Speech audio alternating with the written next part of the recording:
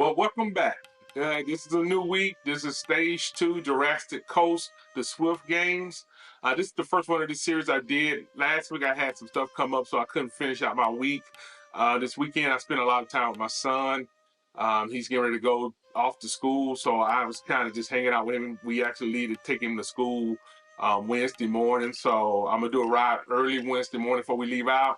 And then we on a long ride, man. We're going to Wyoming from Georgia, so woo, Gillette, Wyoming. We're going all the way out there from Georgia, taking my son out of school. So, yeah. I want to say thank you to the people who subscribe to my channels. I'm up to 137. Thank y'all so much. Please like and subscribe to my channel. Also, I'm trying to get just as many likes as I do views. That'll help me out a lot. Please, if you watch my videos, please give me a like. Just give me a simple like. The likes really help people out on the videos. Anytime I watch anybody's video that I'm interested in, even if I'm not subscribed to them, I still drop them a like. Because the likes are really important to your videos, man. It makes it put your videos out there. I got a video coming out that I just put out. I'm gonna put out before this one. I'm just recording this one because I'm doing both the videos at the same time so I can get them over with. But the one that I'm putting out early, you'll see that probably Wednesday night. And then you'll see this one Thursday night. So they'll be kind of back to back, but let's get on here to get into this race. This is, like I say, stage 2, Jurassic Coast. Let's get started. 4, 3, 2, 1, and we're off. Now I sped it up a little bit. It's only up to like 300%. It's not really far ahead, but in this race, I had I want to say it was almost 200 people in this race. This was a pretty thick group. I like doing thicker groups because there's more chance I'm gonna find a much smaller guy. Now, as you see, I'm riding on here. It's been like 7 days since I've rode, and I could tell with my heart rate because it was elevated a lot more on here. But the thing is, lately, my heart rate is starting to go up towards the 165, 170 more often. I did the hydro on here, and I put the video. I'll show the stats from the hydro on here, and I do my aerobic workout on here too. I'll show that on here too. But as we're riding this group, I'm looking at the scale and I see the mountain coming up. My goal was to stick with everybody into it, like you said, like I say, and I've been saying to all the bigger riders, get in shape enough so you can stick up these hills. The hills are where you're going to put all your power off at. This one is where the hill is in the middle. All I need to do is get a 0.2 kilometers ahead, and that'll give me enough distance that I can sit back and read the mile an hour that everybody else is putting out on the sauce, and I just stay with whatever they're doing, and I just keep building on my lead. Each time we hit a downhill, I try to get close enough to a super tuck that I can do it. Now, the funny thing is, outside of that tall hill, if you look on the map, there's a little lump that we heading up to, and then there's a taller one. Outside of that tall one, the rest of them would not let me get high enough to super tuck long, which was a great benefit for a lot of the riders, but it was good enough that I could get up to speed faster than a smaller guy can. So if you do it just right, all I'm doing here is just sticking with the group. I try to let people understand that because of as much riding as I do and how much I do rolling and stuff, I have a little bit better conditioning. So what happens is my conditioning is pretty much what everybody else is around me's conditioning is that I get the advantages that I can stay with them and push myself a little harder than I normally would. As you know, my weight balance is starting to get a little bit better because I'm starting to get better at watching what I'm doing, how I'm powering in. And so what I would do is, as we get closer to the top of the hill, if I can get over the hill and get down pretty fast, I can super tuck some. And sometimes I don't even get to super tuck speed, and I still get a good acceleration on everyone else behind me. Now, you see they caught up to me, but they were pedaling already. See, that's the issue is that when you're pedaling and I'm not pedaling, it gives me a distinct advantage because it gives me a chance to get ahead, because once we get to this next hill, it's a climb.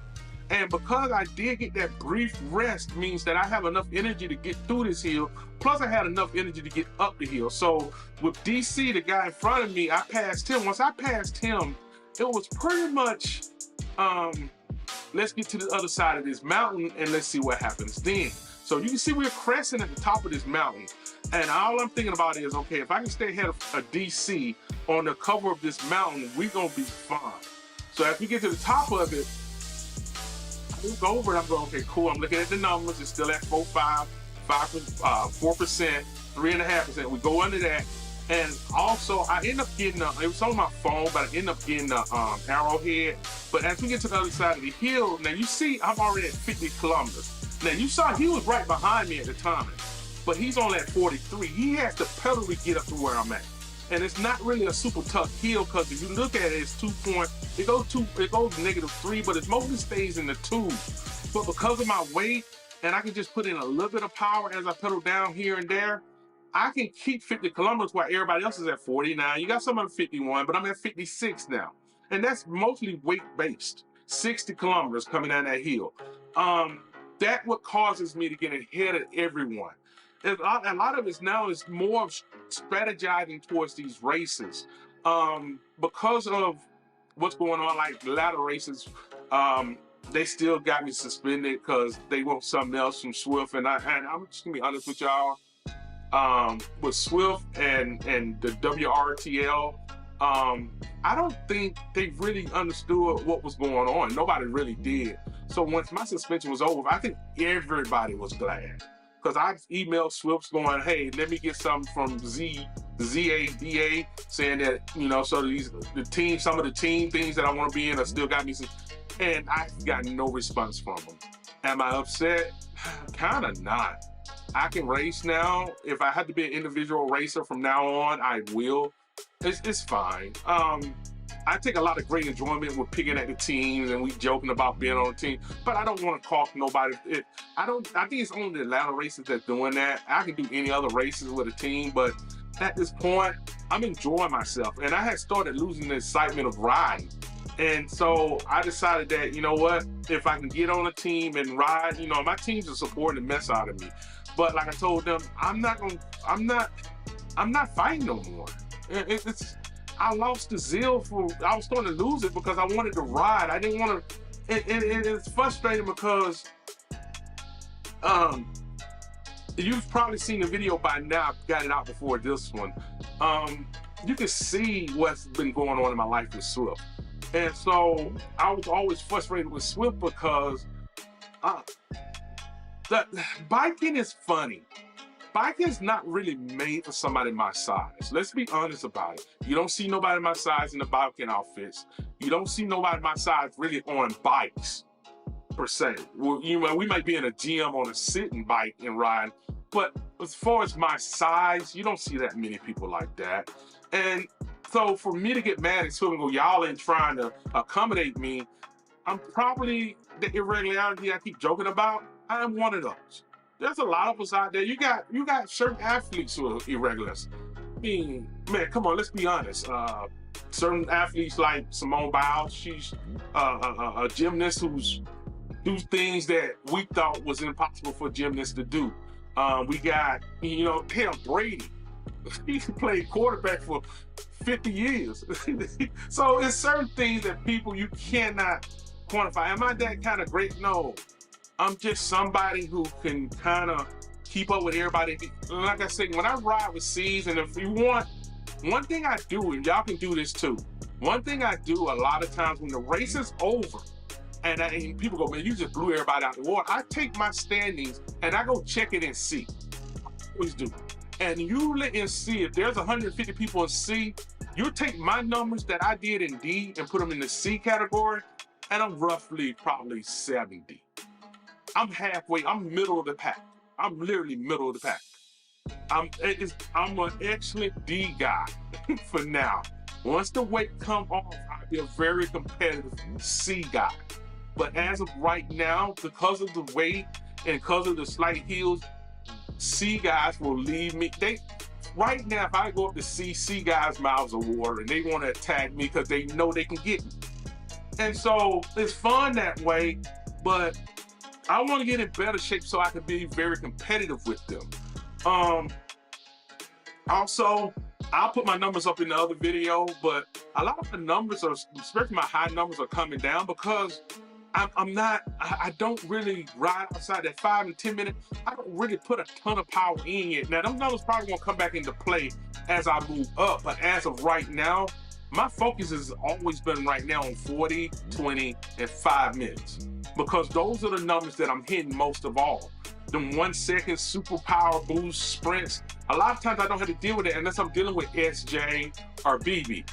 Um, Sometimes Petter really pushed me. Sometimes he catch it the right time. But lately, over this first of the year, there's been a kick in me where it's like, I don't know, is it that my medicines finally got right and everything else was in my life was getting better, but there's a point where I feel more energy now.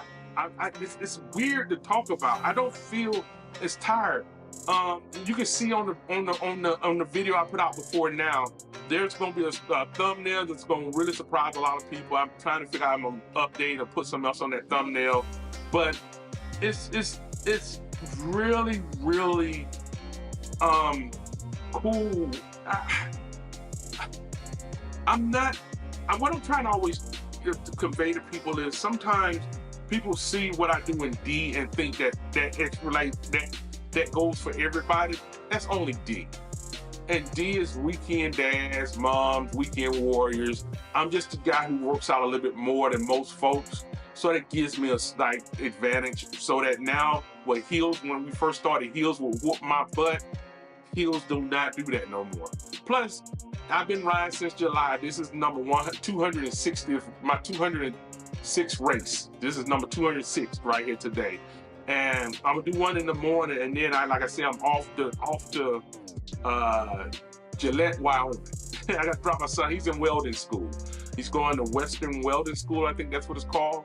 Hey, he wants to be a welder. He was going to stay here and work for the pipe fitter union, but he decided he wanted to go there. He was like, Dad, I want to do this and I want to leave.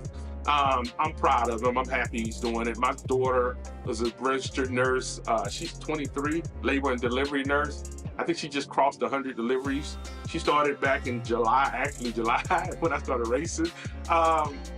Yeah, she's a labor and delivery nurse, and my son is going to be a welder. So I'm proud of both of them. I really am. I have two very distinct, different kids. Thank everybody for subscribing to me. Hey, like I say, try to get my likes up as just as many likes as I do views. Thank y'all for watching my videos.